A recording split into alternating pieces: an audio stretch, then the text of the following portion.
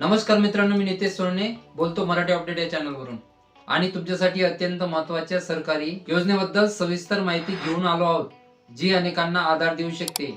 कुटुंब चालवणारी व्यक्ती ही अचानक मृत्यू झाली किंवा निघून गेली तर त्या कुटुंबावर दुःखाचा डोंगर कोसळतो। अशा वेळी त्यांना आर्थिक आधार देण्यासाठी राज्य व केंद्र सरकारने सुरू केलेली योजना म्हणजे राष्ट्रीय कुटुंब कल्याण योजना। राष्ट्रीय कुटुंब कल्याण योजनेच्या माध्यमातून वर्षाला 20,000 रुपये अनुदान मिळतं। काल 1 डिसेंबर 2025 ला 20,000 रुपयाचे अनुदान जाहीर करण्यात आलेले आहे।